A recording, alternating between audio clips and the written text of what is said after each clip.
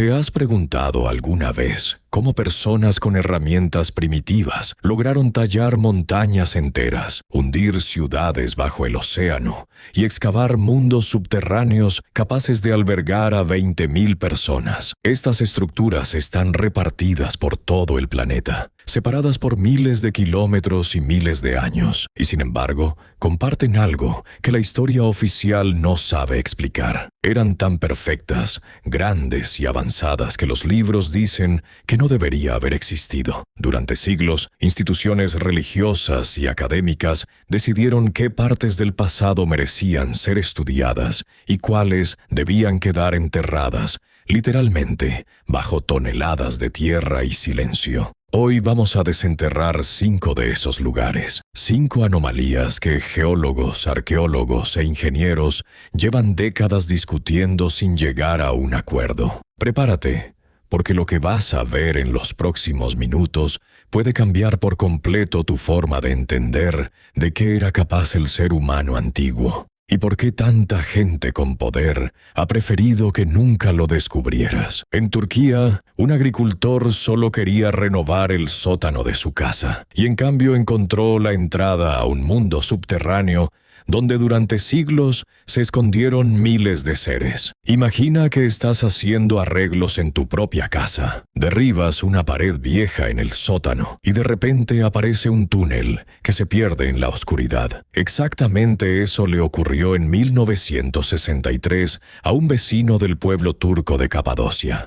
Él no sabía que detrás de esa pared no había un simple almacén, sino la entrada a una de las ciudades bajo tierra más grandes del mundo, Derinkuyu. Cuando los arqueólogos llegaron y empezaron a explorar, quedaron inmóviles por lo que encontraron. No era un par de cuevas, sino una ciudad entera que bajaba 18 pisos bajo tierra. Allí, en completa oscuridad, podían vivir, comer y dormir al mismo tiempo 20.000 seres junto con sus animales. Tenían de todo: escuelas, lugares de culto, bodegas de vino y corrales. Pero lo más inquietante era la profundidad. Los pozos bajaban hasta 85 metros y el aire llegaba a través de un sistema de ventilación tan bien hecho que era imposible verlo desde la superficie. ¿Por qué alguien elegiría vivir voluntariamente bajo tierra como un topo sin sol? Los que buscan teorías alternativas propusieron enseguida que Derinkuyu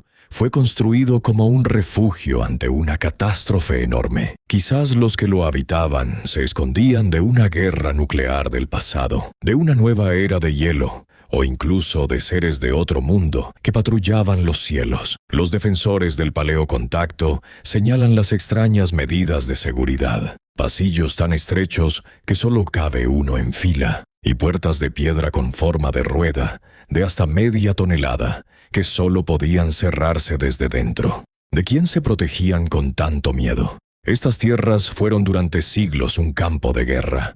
Primero los romanos, luego los árabes, luego los mongoles. Era el plan de defensa perfecto. Cuando el enemigo se acercaba, toda la comunidad desaparecía bajo tierra y tapaba las entradas con piedras enormes. Los invasores podían caminar por encima, sin imaginar siquiera que, justo bajo sus pies, habían habitantes. Derinkuyu fue un refugio para quienes huían de la guerra. Pero en mitad del Océano Pacífico existe un lugar al que los locales llaman la Ciudad de los Muertos, y al que todavía hoy temen ir, después de que anochece. Si alguna vez visitas la pequeña isla de Pompey, en el Océano Pacífico, los locales te van a advertir nada más llegar: nunca te quedes en las ruinas de Nan Madol después de que se ponga el sol. De día, este lugar parece un paraíso. De noche, según la gente de la isla, despiertan los espíritus de los antiguos gobernantes, y no les gustan los invitados que llegan sin avisar. Nan Madol es la única ciudad antigua del mundo, construida no sobre tierra firme, sino directamente sobre el agua, entre manglares y arrecifes de coral. No hablamos de un par de cabañas sobre palos.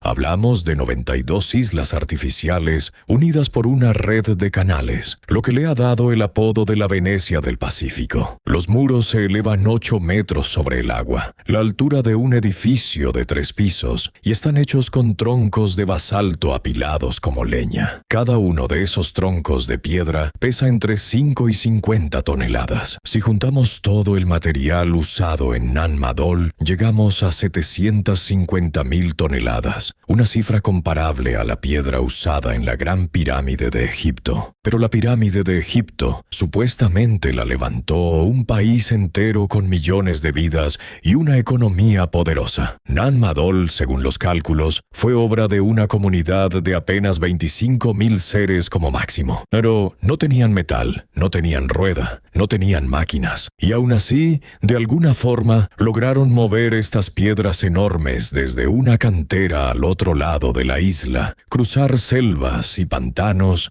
y colocarlas en el agua. Los habitantes locales siguen convencidos de que este lugar está maldito y tienen sus razones. En 1907, el gobernador alemán Victor Berg, que mandaba en la isla, decidió desafiar las leyendas. A pesar de las súplicas de los isleños, abrió una de las tumbas de los antiguos gobernantes en el centro de Nan Madol. Berg celebró lo que encontró. Dentro había huesos de un tamaño mucho mayor al de cualquier ser normal, pero su triunfo duró poco. A la mañana siguiente, el gobernador murió de repente entre dolores terribles, y los médicos nunca pudieron encontrar la causa.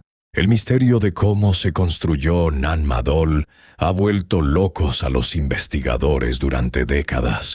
¿Cómo se mueve un tronco de piedra de 50 toneladas por una selva sin caminos? Las ruedas se hundirían en el barro al instante. ¿Arrastrarlas? Haría falta un número de seres que simplemente no existía en la isla. Por eso, la teoría más popular entre los locales y los curiosos siempre fue la magia. Las leyendas hablan de 2 hermanos gemelos, Olisipa y Olosogpa, que llegaron desde el otro lado del mar. Se dice que eran hechiceros capaces de controlar la gravedad. Se sentaban en la orilla y tocaban instrumentos mágicos, y al ritmo de esa música, los enormes bloques de basalto se levantaban solos por el aire y volaban a su lugar como pájaros. Los defensores del paleocontacto van todavía más lejos. Señalan extrañas anomalías magnéticas que se registran con frecuencia en la zona. Las brújulas a veces se vuelven locas y los aparatos electrónicos fallan sin motivo.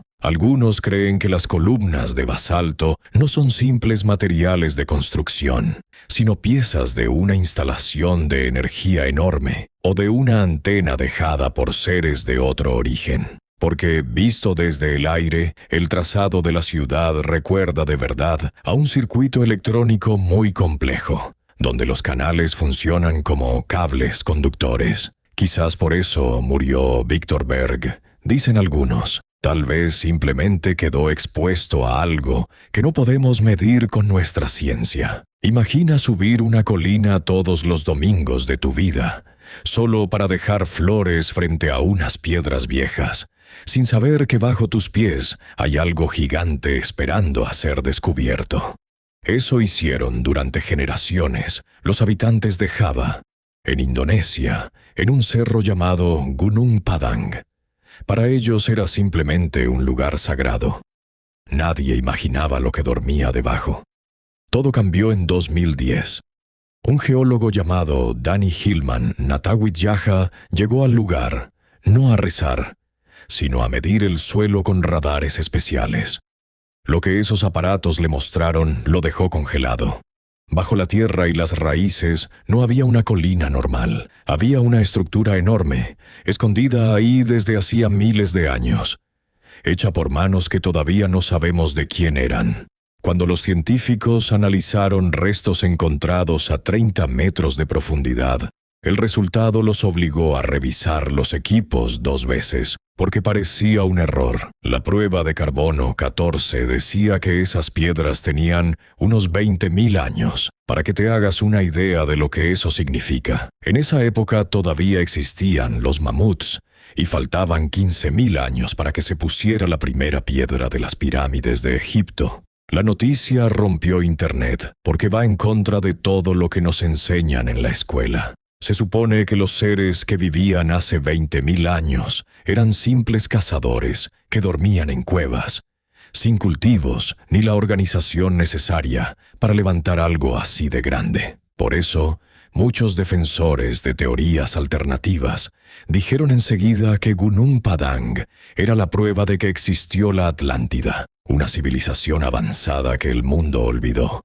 borrada por un diluvio gigante. ¿Quién más, sino seres de un origen perdido o visitantes de otro mundo, pudo construir la pirámide más antigua jamás encontrada? Pero lo que viene ahora en India no tiene ninguna explicación geológica, porque ahí los constructores no levantaron una montaña.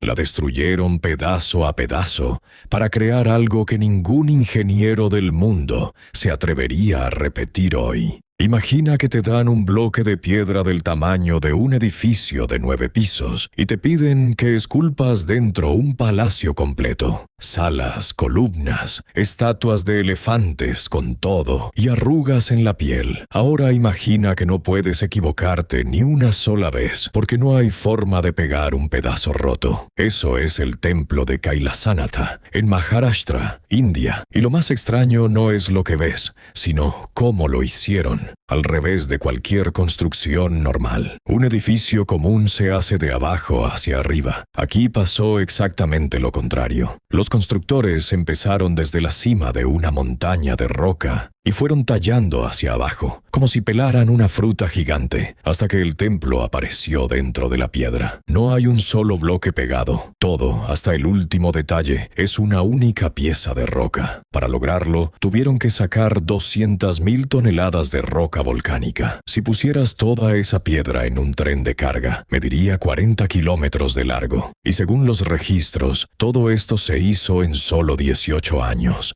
Alrededor del siglo VIII después de Cristo. Haz la cuenta. Eso significa sacar 30 toneladas de piedra cada día, sin descanso, bajo lluvia o bajo un sol de 40 grados, sin contar el tiempo para planear cada detalle con precisión milimétrica. Muchos investigadores creen que eso, con un simple cincel y martillo, suena imposible. Por eso en Internet se hizo popular la idea de que quienes construyeron esto tenían tecnología que hoy se perdió. Máquinas gigantes, sonido capaz de ablandar la roca, o incluso herramientas dejadas por seres de otro mundo. ¿Cómo si no? Alguien logra tanta velocidad y tanta precisión, cuando hoy, con toda la maquinaria moderna, repetir esto se consideraría una locura de ingeniería. Pero la siguiente estructura estuvo escondida bajo toneladas de agua durante miles de años, hasta que un buzo que solo buscaba tiburones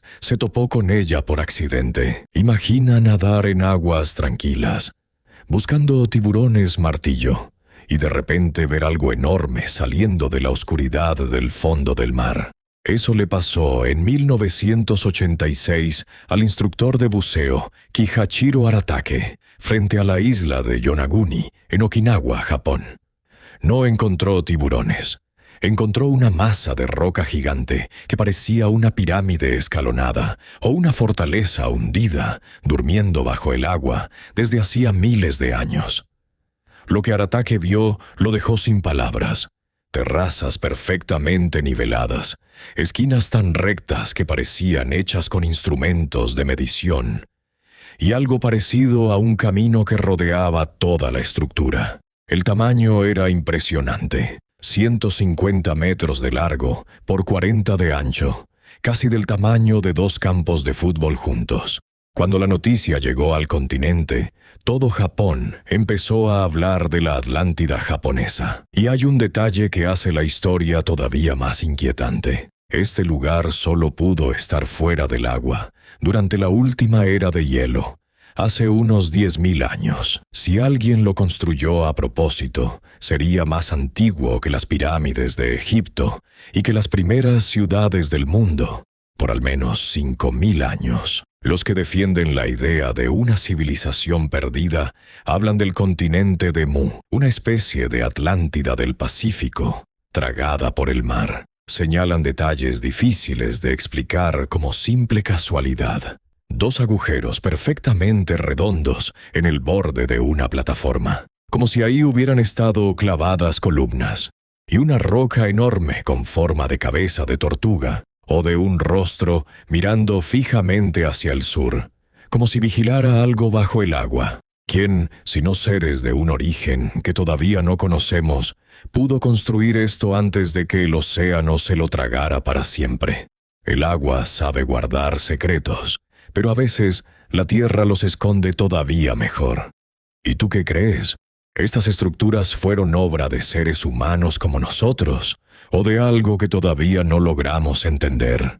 Cuéntamelo aquí abajo, y sígueme si quieres más misterios como este.